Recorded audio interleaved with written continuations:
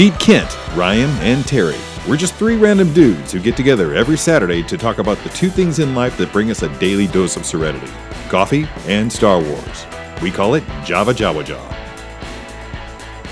What's up, guys? Ryan here. We got Terry. We got Kent. We're back with episode 8. Episode 8, final episode. Of JavaJawaJaw. No. Of Mandalorian. Of Mandalorian. Yeah, not the final episode of JavaJawaJaw. This will continue until we get tired of it, or until you get tired of it and make it stop. If you're already tired of it, please let us know down below. We'd rather know sooner than later. Okay, Right. we don't want we don't want to belabor it things any more than we have to. Exactly. So are you tired of it yet? If you're gonna let us go, let us know. Redemption, episode 8, guys. We got a. Yeah, where you at, man? we got a lot of stuff to talk about today. It's going to be super exciting. But first, yes, today's episode of JavaJawaJaw is brought to you by Brakeman's Coffee in Matthews, North Carolina. Right. Yeah. Go Brakeman's. I went ahead and bought a mug because I like their coffee so much. It's You know what I just thought about? They do their own, right? Don't they roast their own beans? Yeah. No, do they? That's a good question. I think because you bought some. I did buy some. Was it labeled with the Brakeman's had their own logo? Yeah. Yeah, then they're clearly roasting their own beans there. So this is locally roasted, locally brewed, and good. Locally delivered and good. I don't think they do delivery. You have to go pick it up. But Brakeman's Coffee, Matthews, North Carolina.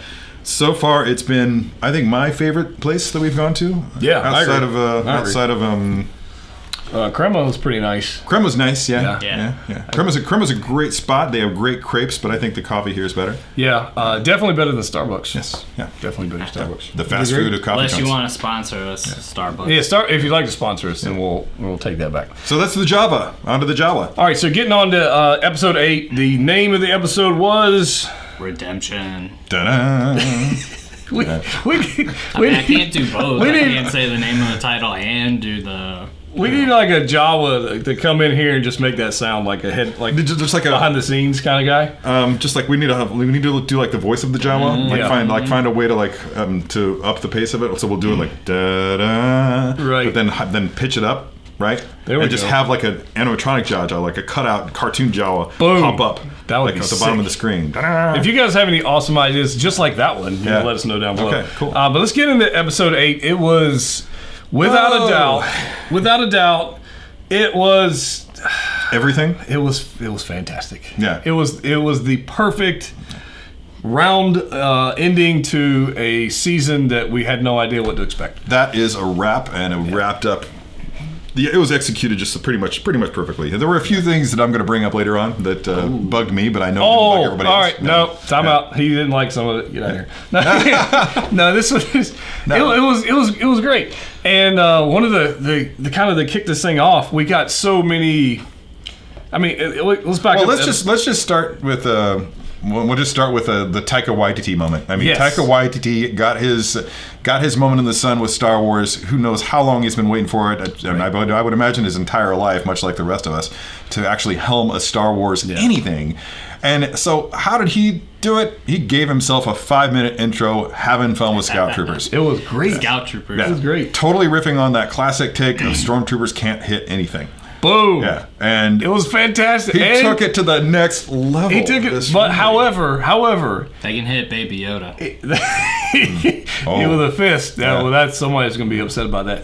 But the 5-minute intro of the Scout Troopers, we got to see troopers in not a just a function of I'm going to go turn left, shoot, that kind of stuff. They were actually people. Personality. They were people. Yeah, we got to see troopers with personality more so than we ever have. I think outside of fanfic. I don't think we've ever seen. The only other trooper with personality we've seen was Finn, from the Secret Trilogy. Yeah. But this right here, we saw these two comedians, and I know one of them was Jason Sudeikis, if you don't know, from Saturday Night Live, a couple other movies. The other one was a guy named Adam something, and I forget his name. Oh, sorry, Adam. Oh, God. But he's a comedian. To write it down too. He does it. He has an excellent role on this show called The Mindy Project. Yes, I've seen it. Sure. Yeah, and So he's a great actor. But I knew I recognized the voice of Jason Sudeikis, but I couldn't put my finger on it. Yeah. But yeah, that was Jason Sudeikis if we punching look in the Baby bag, Yoda. we can get his name. Yeah, it's true. Just need to look in the bag. He was just Jason Sudeikis had so much fun being the guy that got to punch Baby Yoda. Oh, Oh man, it's right up his alley. Perfect for his character type, and it was great. But the story, that was a perfect start to episode 8. Yeah. Now we saw the episode 7, the ending. They knocked out Ugnulty, Quill, and they took Baby Yoda back and got him on the speeder bikes, and they're kind of flying along doing their thing. They pull up to the outer regions of the town. The rendezvous. Yeah, they're just out there on the outskirts. And they're like, just, okay, they want to check to make sure everything's okay before they bring in the child. Right. And it was perfect. Yeah, it's perfect. And just chill for 5 minutes, talk about things, have a little bit of a spat, almost like a lover's quarrel. You can tell these guys have served together for a while. Oh yeah. And so they know how to push each other's buttons. And right. what they don't know how to do is hit a target. They don't know how to. All right. So let's talk about that for 2 minutes. Okay. 2 minutes. All right. Good. That's right. That's a point that I wanted to bring up. Because now in previous weeks and previous 40 years, other than episode 4, where Obi-Wan talks about the Imperial stormtroopers being as accurate or as precise, other than that, the stormtroopers have hit nothing for the last 40 years. They've Rogue One inaccurate. hit some targets. Yeah. In Clone Wars, the clones did well against the Clankers. But, other than that, the Imperials didn't really do a whole lot. And then in this scene, it's like Taika says, yeah, we're going to have fun with this meme, I guess you will, or, story. So if you'll indulge me. I will. Okay, cool. Because I have coffee. Acknowledging that Taika Waititi's brilliance and how funny the man is and how he can just craft a humorous scene, and he did a brilliant job with it. The issue that I have comes from basically canonizing a fanfic joke. Right. The whole notion that people are just noticing that no, the stormtroopers never hit our heroes throughout the course of the Star Wars saga. Which we talked about last episode. We talked about last episode. Yeah. As soon as the stormtroopers start actually hitting Chewbacca, Han, Leia, any of the main characters, right. Boom, saga's over. So by design, you can't have the enemy troops hitting the heroes. Otherwise, there's no film, there's no story. Right. Yeah. There's memes about that. But we do know that outside of their interactions, their not their interactions, but their engagements with the heroes of the Star Wars saga, these guys hit everything. When we saw them take on the Tantive 4 at the very beginning of A New Hope, they annihilated the entire contingent of rebel troops on that ship. Right. Yeah, that's true. When we heard Obi-Wan Kenobi talking about the precision of Imperial troops, and like Kent brought up earlier, Rogue One. Those guys were on point the whole time. Knocked out the entire rebel. There's nobody that survived. Even had Scarif not been obliterated by the Death Star. Right. The Scarif basically. Spoiler. Yeah. If anybody who hasn't seen it yet, then what are you doing watching this show? Then, I'm sorry, but the Imperial troops do hit their mark. It is a joke, and it's a funny joke. I get it, but the fact of the matter is that I'm seeing what I think is an uncomfortable amount of canonization of that joke and making it too much a part of reality. However, more than I'm comfortable with. Taika didn't blame the troopers for not being able to hit it. They blamed the blasters. It's like they had a paint can, right? It sounded like a paint can when they were shaking it up. Yeah. And they blamed their They were shot at this It's stuff. probably a blaster. And the blaster was off, and they look at the blaster, and they're blaming the blaster. Yeah. So was it that they had bad aim, or was it they had inferior equipment, or they had malfunctions in their equipment? Yeah, I think you'd have to ask. And also, we brought up the fact that the possibility that it could just be the Force interfering on behalf of the heroes. Yeah. And that's why they can't hit. Well, the Force didn't interact or interfere with them hitting their little target practice. Yeah. That didn't happen. They just flat out missed. Well, then that's the funny. point. I mean, it was just that's just. And then they looked at their blasters though, and they were like shaking them up like there's something wrong with the blasters. Mm-hmm. So I thought it was a pretty nice touch. What I don't want to see is people, fans, especially the toxic variety, actually stepping up and saying, "Well, see, I mean, we're just using that as an example of, we know that stormtroopers can't hit their mark because of what Taika Waititi did at the beginning of Mandalorian." Right. It's not the actual humor itself and the implementation of it at the beginning of the show. That was funny. That was a good time. It was a nice break from the norm, and then they went right back to business, which was cool. Yeah. But my concern is that people are just going to continue to let this mushroom and become this whole thing where it's just a joke that stormtroopers can't hit anything, when in point of fact they can. It's true. I enjoyed it. It was a great evening. But then they then Jason Sudeikis punches Baby Yoda. They punches Baby Yoda, and the crowd goes, "Wow!" oh, then everybody gets ticked off. Pitchforks, torches. And everybody's going, he's going to be the most hated individual in the Star Wars universe. Or the most beloved, yeah. Depending on which side of the Force you're on.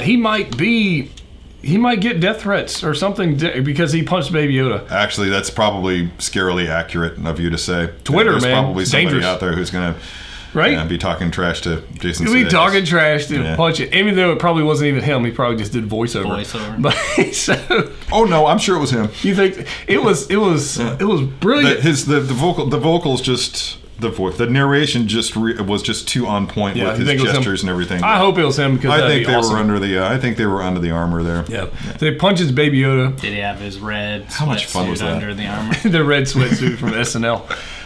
Then his other buddy was there. He just wanted to see the Baby Yoda for. Yeah. I mean, it was a belabored skit for 5 minutes. What's in the bag? What's in the bag? What's in the bag? And it was brilliant. It was good. It was funny. Then IG-88 shows up and again with a little bit more of a can't hit your mark joke. Right. Although I kind of couldn't tell if that was him intentionally missing or not. Like he was just firing a warning shot at IG-88's feet. I thought it was a warning shot. IG-11's feet. Warning. Yeah. Get out of here. I think it was a warning shot. For sure. But he mopped the floor with him, didn't he? Handily. Yeah. Broken bones and all. He broken speeder bikes. Broken out some kung fu or something going on here, and started breaking arms and wrists and droid foo. Trademarked. #droid foo. Yeah, we're gonna keep that one. Mm-hmm. It's and took out his speeder bikes, smashed the speeder bike, and then he just went all I don't say James Bond or something. He went something. He went all maternal. It was crazy. Yeah, it was crazy.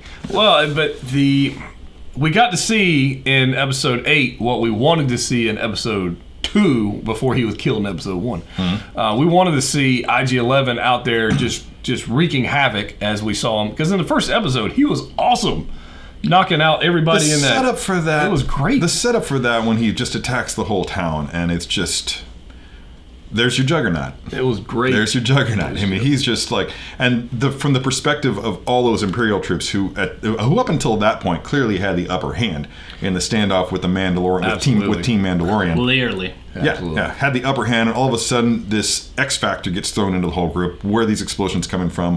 What's all this panic chatter going on the radio? And the perspective shifts into the interior of the building, and you see the troops just like faltering, right, and diverting their blasters in that particular direction. Yep. And it just becomes pandemonium. Yeah.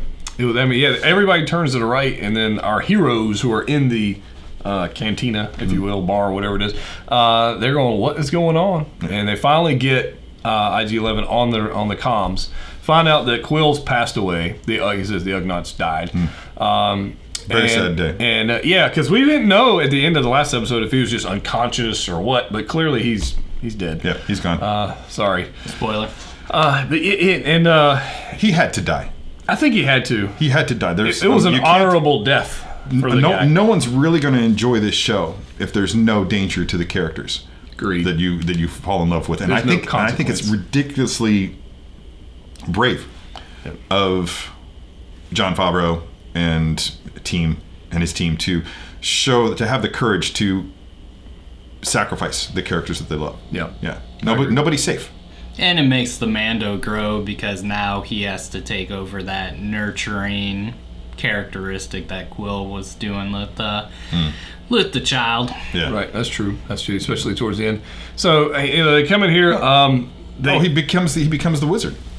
He becomes the wizard. Quill becomes the wizard, the Campbell, the Joseph Campbell wizard, like the role that Obi-Wan had, or the role that Gandalf has in Lord of the Rings. He passes along some moral. Yeah, he ushers. He's the wise old man who passes on some moral wisdom, who ushers the character into, because he legitimately rescued Mandalorian. Yep. In the beginning of that first episode, and brought him into his adventure. Yep. While at the same time imparting some wisdom and definitely making an impression on the Mandalorian and serving a role throughout the course of the series. Right, especially in the last episode series. when he was talking about his background with Cara Dune Yes. and all those guys. Yes. It was good. And I was sad to see. It was sad to see Quill gone, but I'm with you at the same point. I think there's got to be consequences. Yes. And without consequences, there's no real buy-in. There's no investment in the characters. Yeah.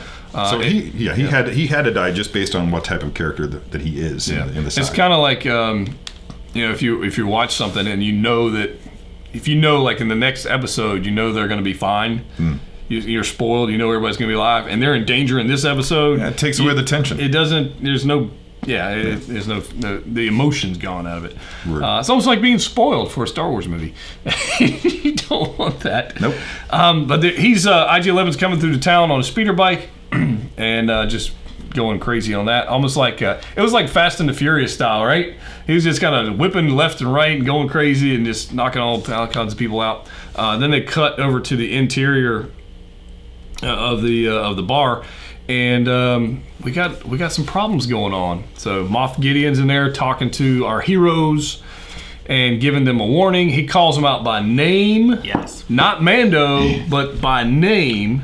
And in so doing, reveals a previously unknown element of each character. Yes. Yeah. It was great. Now, true with Knowledge. Cara Dune. With Cara Dune, I think the only new information we got was her middle name. Yeah. Alderaan. Oh yeah, she was from Alderaan. She's from Alderaan. Thank you. Yeah. That's it. Okay. Yeah. She's not from there now no we more. understand. Now we understand her animosity towards Imperials. What led her to? Sorry, I just got distracted about something that Quill said in the previous episode. But what led her to actually join the rebellion, and what made her just change her entire idea of what she was going to do, of whether or not she was going to help Mando at the mention of he's Imperial. Right. Boom. Okay, I'm in. Yep. Yeah, that's all you had to tell me. Hey, if you knocked out my Imperials entire wiped planet, out my planet. Yeah. Yeah, you're done. We can't be friends after that. And it gives you a little bit of a feeling as to why she might not settle in as much with the New Republic. I mean, again, she's out for revenge. She's trying to find these Imperials. She doesn't want to just fly a ship full of prisoners. She wants to find these people and make them pay. Yeah. Yeah, good point. She was got good. me though, and this actually took me a couple of viewings before it clicked. When they called Grief Karga a disgraced magistrate. Right. For some reason, there was something in the back of my mind that made me think that he was the magistrate of the town that they were in, but no, that's not what they were saying. Before he became a handler for bounty hunters, he was a magistrate somewhere. Yeah, he had a position. Was he an imperial magistrate? That's a good question. Was he a republic magistrate? What's his history? So now all of a sudden I'm curious. That's great. We're going to be seeing more of Carl Weathers. His origin story is going to be fleshed out and developed. If not next season, then you can count on it at some point in the future. Because there'd be no reason to bring that up if they weren't going to expound. But Yeah. you want to be the one that reveals what we want to know about the Mandalorian? No, go ahead. Yeah? Go ahead. His name. We have a name. Ba-ba. It's Din Djarin. Din Djarin. Yeah. And by the way, I tried to spell that thing 3 times before I got it right. Yeah. Yeah, it was. I don't know how you spell it. Djarin. Oh wow. Yeah. Oh, okay. Yeah. That's cool. Like the Jarek, like the chess, the chess game, which actually raises the question: does the Mandalorian, does Din Djarin and Jarek have a similar origin planet? Which, by the way, I think he's from Naboo. Yeah, you mentioned that in the chat. I was kind of curious how you came into that conclusion. Architecture and From and fashion. From the scenes. Clothing, from the background scenes. Huh. Yeah, the clothing that they were wearing. I was watching that, and I was watching and like the domes in the background. Okay. Well, I was watching that, and I was like, did he decide that based on the droids that were attacking? Because I mean, from prequels deal. He said architecture. Huh. And very clearly, the attack didn't seem to be in Theed because there was because Theed has all that marble effect going on and the tile streets, right, and everything. But this was more rustic, almost like a seaside town somewhere on Naboo. It just had the architecture and the overall art direction of that entire bit just had enough of a Nubian feel to it. Yeah, a Nubian feel to it that it makes me think that we're going to find out that he's from Naboo. So We'll find out. We need a star chart because are we ready to talk about the scene? The scene? Well, let's talk about we're it. going wherever. You go where you like. Not only is it Mandalorians that come to his rescue, but it's Death Watch. Right? That's exactly right. Death Watch. So that's why I'm like, I didn't pick up on that. Oh, yeah, I that's need, 100% Death Watch. I need the star chart because, again, if you got Death Watch, then it might be closer to the Mandalorian systems because I don't know how far they expanded out in the universe, but yeah, Death Watch it was dropping 100%. in. It was 100%. I don't know how I missed that. I don't know how I missed that, but I totally missed it. Yeah, it was definitely them, and because they were all just fantastic.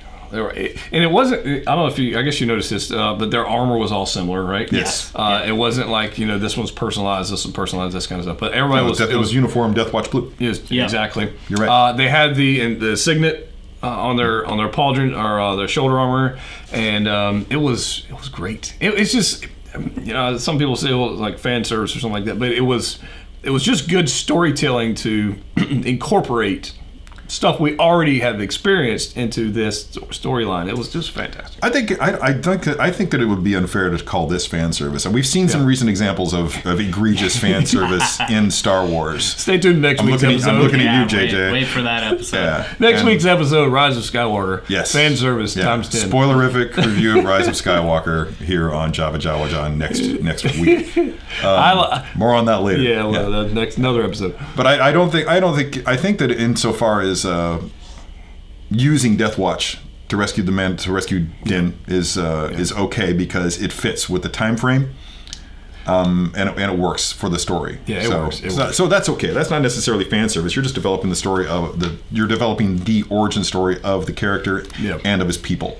And they didn't overdo it. I mean, no. they could have did some crazy, stupid stuff with Death Watch. It was just they came in, they took care of the droids, did what they needed to do, got him out of there. So it was just enough where I enjoyed the scene. And Yeah, I agree. It was great. Go back and watch that. If you didn't catch it, go back and watch it. it was good to see it in its entirety and not just with the flashes. right. We actually got to see an actual scene, and we saw the rising phoenix of the guy grabbing Din Djarin, Yes. and taking off. And where they flew to, I don't know, but they got pretty high. Yeah, those Pretty high. Mandalorian jetpacks are no joke. We saw They were that. good, saw man. that to great effect in Rebels and in we Clone did. Wars. I Yeah, mean, we those did. things aren't just like the jump packs of Was it jet troopers? Yeah, they were way the jump troopers from Rebels, where they can just do like like the bullfrogs in It's like- Halo, Yeah. Yeah, these guys can fly with these things, and that's not like Superman, who just jumps really high. Yeah. He just jumps far. I know the ability to fly is something I want in my jetpack. You can't already? Oh, I thought it's a prerequisite for this The show. Force is not strong with this one. Yeah. I don't have the Force. I just have jetpacks. Yeah. It was right. Death Watch came in here. Okay. Great callback to animated series, and it was great. It was great storytelling. But he comes in here. We find out his name, which is interesting because later on, Mando says, "Well, he knew exactly who Moff Gideon was based on him having that name." Yes. That knowledge of his That name. was huge. That's a massive revelation. Okay, obviously he did not hear the client mention Moff Gideon by name during the communication. He had to figure that out on his own, and that's cool. But that information is huge because that revealed to us all that we needed to know about who was in charge of the purge, where, and I think you brought this up in a talk earlier, where he got the Beskar that he paid the Mandalorian with. Right, We know right. now that came from the guy who was in charge of the Moff purge. Gideon clearly took it all. Yeah. Right. And as we find out later on, there's something else that he took. Yeah. We'll come to that in a bit. Yeah, we won't jump there just yet, but But it's for now, this is when was huge. when everything hits the fan. Moff this Gideon point. clearly is the big bad. Yeah. He wants the child. He wants the child, which I brought up. We'll get there a little later. So Mando, he says, "Look, hey, he used my real name, and nobody's used that name in forever, and that's kind of a big deal." So he gives them till nightfall, right? He says till break of night. We're going to come in there. An interesting exchange between Moff Gideon and Carl Weathers. In the how can I trust you, or can I trust you seeing them? You can. You can trust me to act in my best interests. And Moff Gideon played it so perfectly. That's because it's Giancarlo Esposito. He does just that. so perfect. He's Come on out. Let's talk. Let's talk. He goes, you can't. You can promise me. Yeah, I'll promise to act in my own self-interest.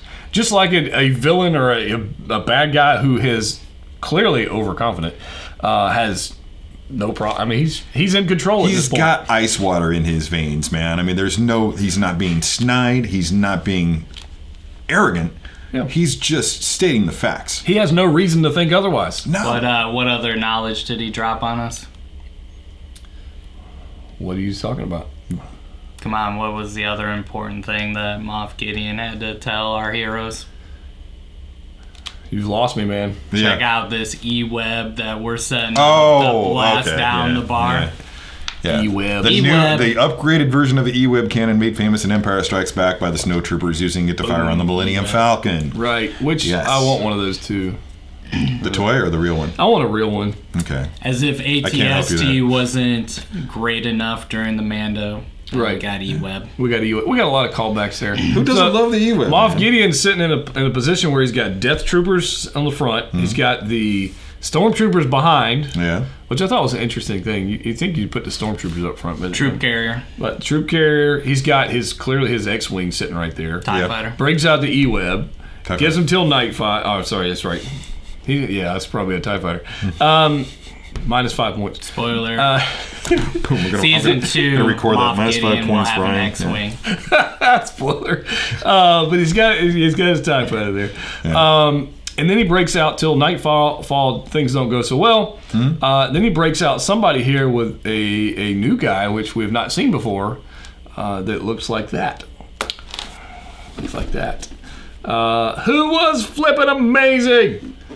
Flipping amazing. Burn him. Burn Which- him out. When I first saw, can I just be honest with everybody? Yeah, here? When yeah. I first saw this, first of all, when I first saw this look, I was like, okay, well, that's just another toy grab. Yeah. When I saw this helmet in Best Buy, I was just like, yeah, it looks whatever, Had no interest in buying. As soon as I saw this episode, I headed straight out to Best Buy and grabbed this thing.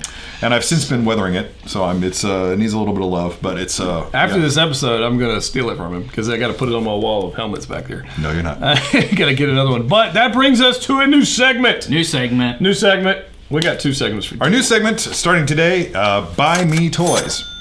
Yes. Yeah, in which we've all put our heads together and decided before the show what we're going to mention is what came from this episode that we most want to see as a toy. Yes. I think we can all agree that it's Hot Toys bring us a Scorch Trooper. Bring it Is on. Trooper? Incinerator. Incinerator Trooper, yeah, Incinerator Incinerator Trooper. Incinerator. We want a 6-scale figure, and thankfully there was only one, so we don't have to army build them. That's we right. We just need one. We just need one. one. So I would love to have a Hot Toys 6-scale version. I'd like to have a Hasbro Black Series version, which clearly they're going to make. That's the Black Series is what they do. But Hot Toys, we know you're watching. Right here. Just take this, make it smaller, and put a body under it. Yeah, and I want the backpack. I want all of it because I will look flipping to me. And I kind of like the flat paint versus like a gloss like we see on normal Stormtroopers. Yeah. I kind of like the flat, Real- the matte. real It It just kind of flames. plays to the whole notion that he's around high heat. That gloss that he's got on his armor is just going to melt. yeah. Right? But that particular character in this show carried himself as such as he was Cocky. the big bad. Like if you saw, he was almost like Hercules. Like when the armies would call out, "Bring on your mightiest guy, and we'll fight face to face." Right? Troy. Exactly. Yeah. He was Brad Pitt. Yeah, he was Brad Pitt and Troy. He was a taller Brad Pitt, Yeah. but he was Brad Pitt, and he'd come out and they'd put him, and he was just the guy. So Moff Gideon's like, "Hey, my Death Troopers have knocked everybody out. Burn him out. Now we're gonna call the guy." And it's almost like you picture this guy in the background. He's just back in the back smoking a cigarette or whatever he's doing. He's just kind of chilling, and he's like, He's "Y'all drinking. ready?" He's got his horn of mead. He's just Right. like, "Argh." He's Yeah. got his arm draped around a half naked woman, and he's Yeah. what? Oh, Just gets up and he's on. he's like, "They need me now," and he kind of gets up there and just does his thing. But the way he walks, the way he carries himself, it was just fantastic. He's the closer. Yeah. The closer. There you go. There you go. He was the hero. So, like I said, the Buy Me Toys deal, we want that figure, and so I think that's going to be amazing. I clearly am going to have to go buy that helmet. It's a Black Series helmet, for anybody wondering. The Black Series helmets are just for the money, I think they're fantastic. They're fine, man. I mean, yeah. I mean, just, They need a little just needs extra a love. little bit of extra weathering on this Yeah. thing, and it's. I'm not quite done doing what I plan on doing with it yet, but yeah, it's going to look great on a shelf. Yep. You're not going to be able to go trooping with the 501st in them. No. That's not what they're designed for. I mean, No, they're you can put them on a shelf legitimately just toys. like that, and they'll look fantastic. It does have a. I haven't put any batteries in it yet, but it does have a voice function. You can reach nice. up and it triggers the stormtrooper voice when you speak into the microphone underneath. Nice. Yeah, It's all- talk junk about Baby Yoda in it. Punch Speaking of Baby Yoda, punch the baby. we found out that what it takes to knock down an incinerator trooper is a little child who is strong in the ways of the Force. Right. And how awesome was that shot? Oh, man. Just the dynamics of it, like you see Baby Yoda rising up from behind, and those ears have never looked more menacing. Right. Yeah. That's and great. yeah, so you know what's coming. Oh yeah. Oh, you knew And- it. He takes the little baby hands Yeah. and throws that flame back at the guy. Which Taika Waititi set up the expectations with that for opening shot with Baby Yoda rising up, and he delivered completely. was that a light side move or a Sith move?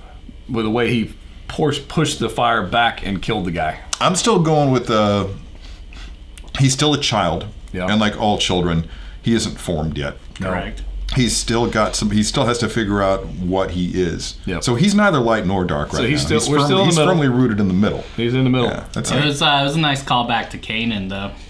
Pushing back those flames Oh and yeah, rebels. good point. Yeah, good call. Yeah, good point. It was fantastic. He saves everybody, kills obviously kills our incinerator trooper, which sucks. Which tells us they only had one of them. Yeah. So he was alone. So Hot Toys, we'd also like a battle damaged incinerator trooper. Ooh, that would be cool too. It'll just be a pile of ashes, right? Right. Just this. It'd just be the helmet. It was great. So they knocked him out. Moff Gideon's just kind of going, oh, that was interesting. They start to beat they knock out quite a few of the troops. The Death Troopers were great. Death Trooper. Yeah. Puts on his little incendiary device, so explosion, thermal detonator. Hand-to-hand combat. Hand-to-hand combat, knocks him out. So that was pretty epic. I liked it.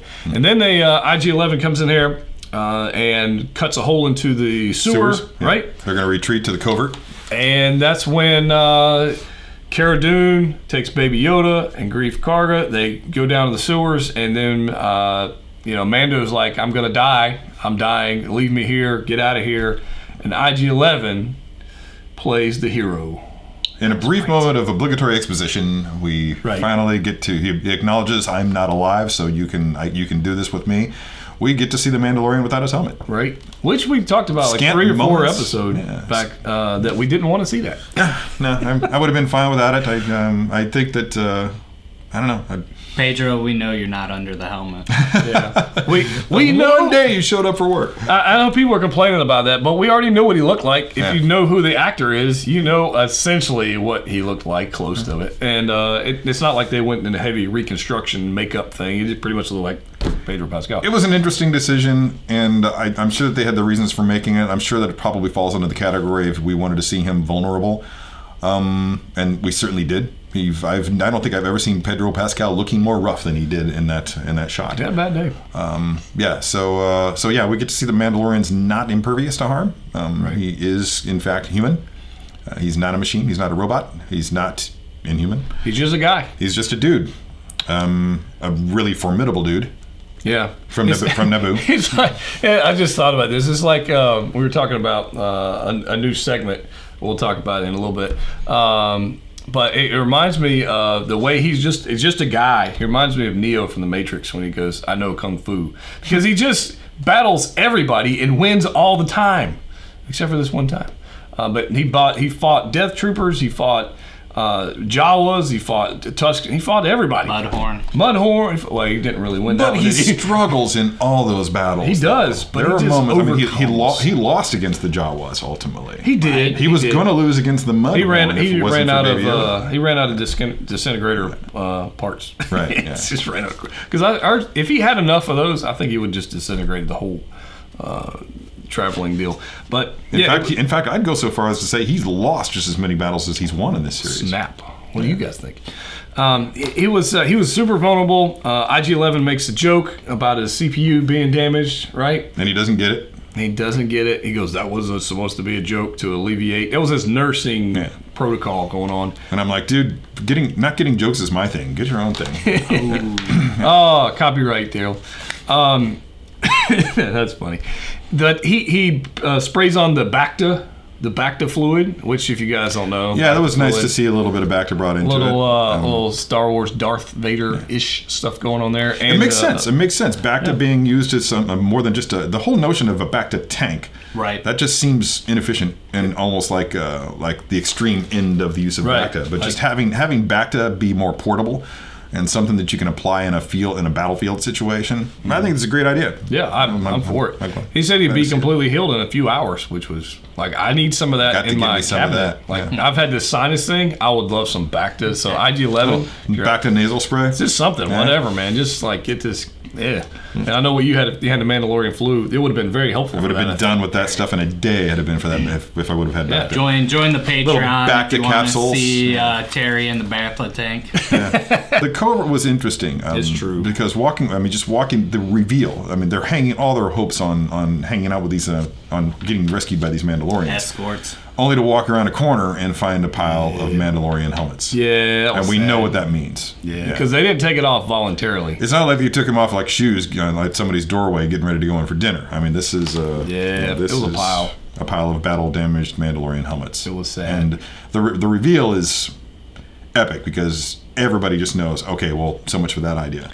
Right. Now what? Yeah, like I think they were we're going to go get some friends and they'll help us out like they did previously, but that clearly didn't work. Yeah. It was interesting there. It was an interesting thing. It was sad. But enter our hero and probably my favorite character outside of the Mandalorian and Baby Yoda. Q obviously. from James Bond. Yeah. The armorer, man. The I mean, armorer. she is just Awesome. so much presence.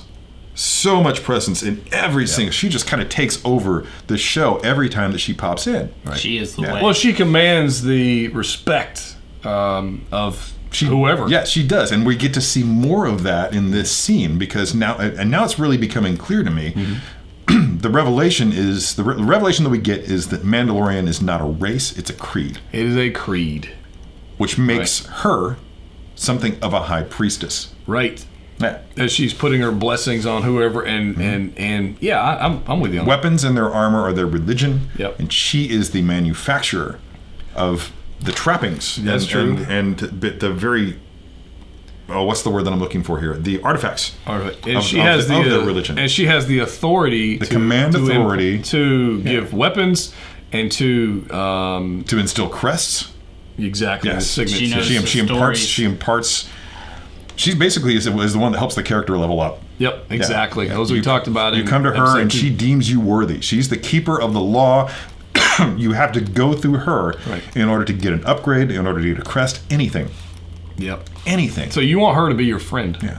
Don't get on her bad side. Yeah. She was fantastic. She talks about how the imps came in here to cause the problem, but she's still there doing her job, doing her duty because this is the way. She's Galadriel from Lord of the Rings. That's it.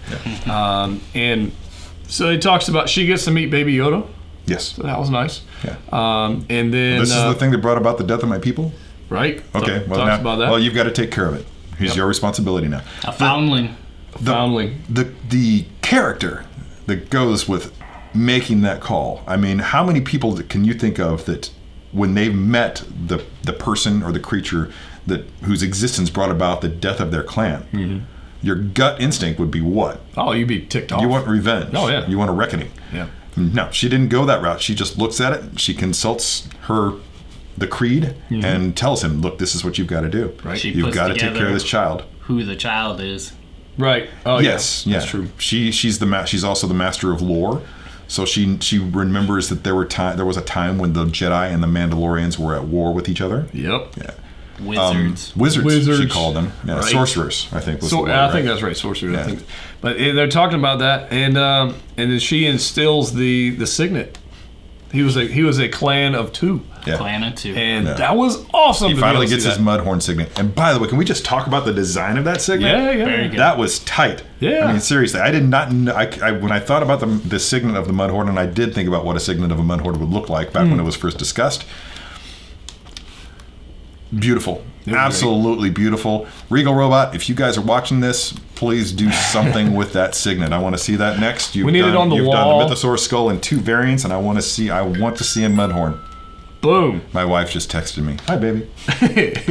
Not a Mudhorn. We would absolutely love to see something like that as wall art or something, yeah. Could I just interrupt really quick what that text was about? Yeah. I had texted her right before the show to let her know that Jason Sudeikis was the one that punched Baby Yoda. And that was her replying with a laugh emoji. Right. Jason Sudeikis, we're coming for you. Yeah. My wife is coming for you, Jason Sudeikis. Well, this is the way. So, but he gets his Heidi. He gets his Mudhorn signet, and then she asked him a question: have you trained in the art of the Rising Phoenix? Right. Yes. And he goes, as a child, or something like that, and she just says, "Here you go," which we knew was coming.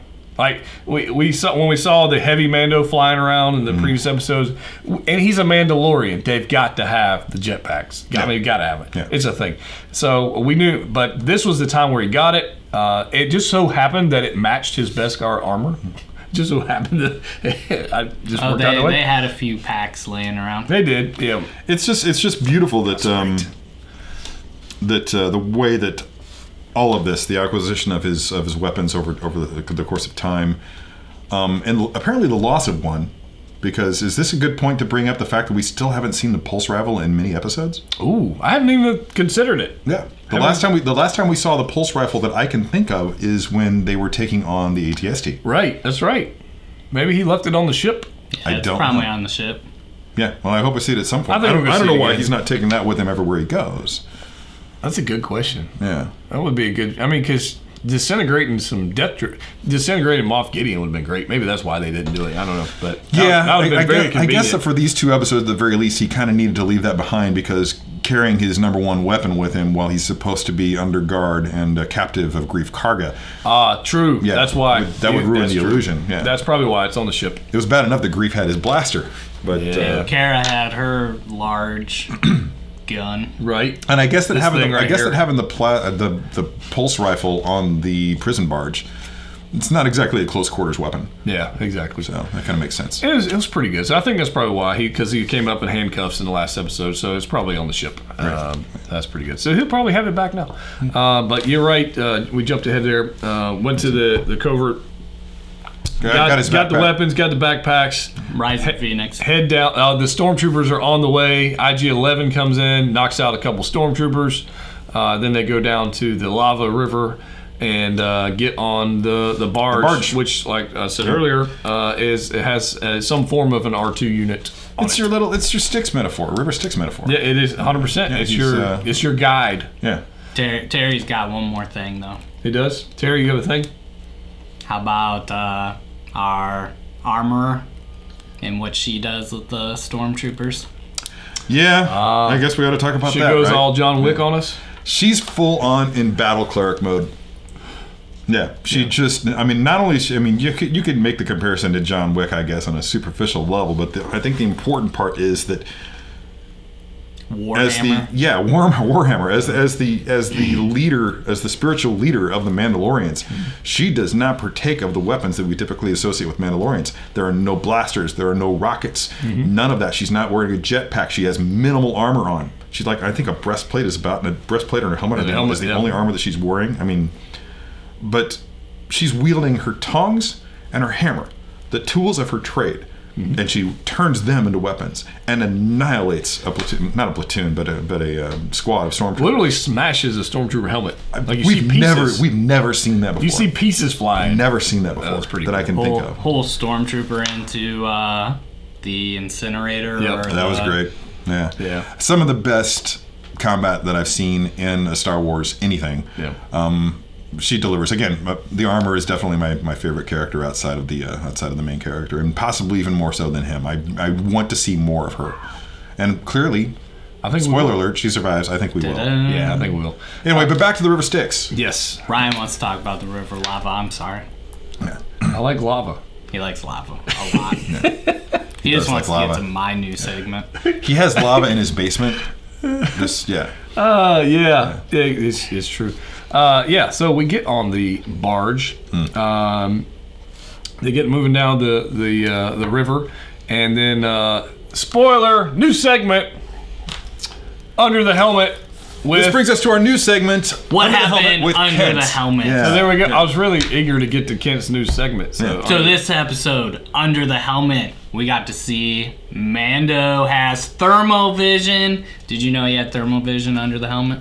I think we knew we had thermal vision, but we didn't know that it could see through walls, rock walls. Unless it's lead. They can't see pretty through impressive. lead. Oh, that's Superman. That's Superman. Sorry. No DC. That's right. Minus 5 points. That was your... So yeah, that's just one more thing. Under You the just helmet. Under the helmet. the helmet in Mandalorians, and the Mandalorian helmets are not just buckets. No. Yeah. Like, so they totally should have picked up another helmet from the pile of helmets from the armory and taken them along. Yeah. And And like what's, Cara Dune should have got a helmet and shit. What's our future prediction for Under the Helmet? With the Rising Phoenix? Yeah, it's something I brought up to Kent on the way in today is that the armorer mentions something about how the Rising Phoenix will not obey his commands. Right. That tells me that there is some sort of a neural interface going on with those helmets. Somehow or another, those helmets are jacked into the thoughts of the thoughts so that they can use their brains to command. Yeah. I always wondered how they commanded those things.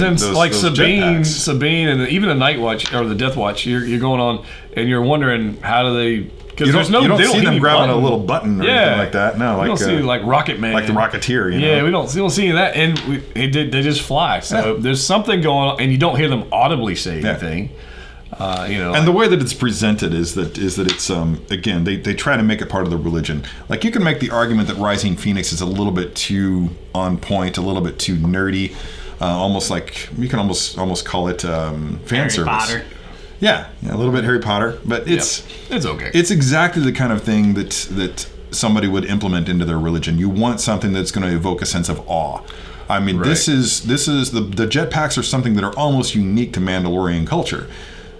So you want to give it the respect that it deserves in the naming of it. That's right. Yeah. It was great. So I at first, when they first said Rising Phoenix, I legitimately eye rolled. I was like, oh God. And then I thought about it. And from that perspective, from the perspective of a race who's not a race, but a group of people who share a creed, that's exactly the kind of styling that the clerical elite would apply to something with that much significance. Right. Yeah. You don't want to just call it a jetpack. Yeah, that minimizes something that carries you into battle, that rescues you, that saves your life and the lives of people who you're fighting for. Exactly. Yeah. So it deserves a bit of reverence, and I think agree. that Rising Phoenix is not too much to ask. And before we get out there, IG-11 makes a decision to protect the child. Yes. Right? And I was really shocked when he jumped off the barge into the lava that he could continue walking. Like, his alloy is strong. Yeah. I was like, he's just going to melt. But nope, Yeah, he just kept on going. It's definitely temperature resistant, and it makes you wonder exactly how much heat it took to forge IG-11. Like, what's the process? It had to be, yeah. whatever he's made out of, had to be strong, because he's walked through that lava. And he goes down, and finally, from episode 1 to episode 8, he's been wanting to do this for an entire season. He finally was able to self-destruct. He's like the Lego spaceman that finally got his spaceship. I've been waiting to do this my whole life. Yeah. I'm like, oh man, It was sad. It was sad. It reminded me. I don't know if you guys. Even the Mandalorian was sad. We got to see him come full circle with this whole Under the droids. helmet. Under the helmet, right? It reminded me of the scene from Rogue One when K2 took the blaster shots, and then he set down the shield to protect Cassian and Jyn. And you get invested in these droids in such a way, which is kind of crazy, but it reminded me that when I saw him and I saw him sacrifice himself, it just threw me right back to Rogue One with K2. And that was a sad scene. I might do a video on that sometime, but it's consequences. It was the hero's sacrifice. Yep. Which we saw from bounty hunter to killing the baby at the beginning, who got killed, to now nursing. After Quill installed the new protocols, and then he made the hero sacrifice, and essentially said, I can't be captured. I can't allow myself to be captured. Took out, 12 or so troopers. A dozen or so. Was out there. It was an admirable story arc. I'm a big fan of a heroic death. I hope to have a heroic death myself someday. Yeah. But Seems unlikely. But great arc for this character. And it brings up an interesting point for me in that I think that any time that in this show that you see a character of extreme significance, an actor of extreme significance playing a role. I'm thinking Ming-Na. I'm thinking Taika Waititi in the role of IG-11. Yeah. You can expect that their role is not going to go on forever. So don't get too terribly attached. Because they're not afraid to sacrifice characters. And some of these people have other things they got to do. Exactly. So like, we've got another job to do. We're going to kill you off. Yeah. That's how it works. Yeah. Nick Nolte. Right? He's just busy. He's got another gig. Yeah. He goes out there. So our heroes at this point get out, and they think they're in the clear, and they are not. TIE fighter. Moff Gideon has his TIE fighter back. Fortunately, he's not that good of a shot on the first pass. No, clearly not. Yeah. He is no Jedi. Yeah. He's no Poe Dameron either. Yeah, and Mando rises to the occasion literally with the Rising Phoenix, and it lends credence to my argument that there is some sort of a brain control thing going on. Right. Because you can see that he has to use buttons on his vambraces. Right. In order to command the Rising Phoenix. Yep. It was great. Yeah. Great, really efficient way of dealing with things right there. It was. Plants a couple of limpet mines on our mines on the. As soon as he got jetpack though, I knew we were going to see it in some form. Knew that there was no way they were going to leave it like episode 8 and without seeing fly at some point. I didn't see that happening, but to see him take down a TIE fighter, that was cool. Yep. That just tells you that he trained really well as a child with the jetpack. Yeah, again, he's very formidable in all respects, but again, he also struggled. It wasn't an easy fight. It wasn't easy. Took him a minute. It wasn't easy, but he finally figured it out. Took off Moff Gideon, threw some detonators on there. Moff Gideon crashes. Yes. And then we think that's the end of him. But doesn't burn. Doesn't burn. Notably, there's no explosion. No explosion. Crashes behind a hill, so you don't actually see the impact. He's got airbags. And again, TIE fighters have airbags. Is it another Western, like the bad guys are kicked out of town, so now the town can prosper again? Yeah, that's exactly how they ended. I mean, everybody's just like, it's like everybody's having a happy ending. Kara's going to hang out with Grief Karga. Yep. Make sure there's not any more Imperials. Right. And the Mandalorian is going to go off and try to find some Jedi. Yep. And should we talk about that? He's going to find some Jedi. Are we going to see some Jedi?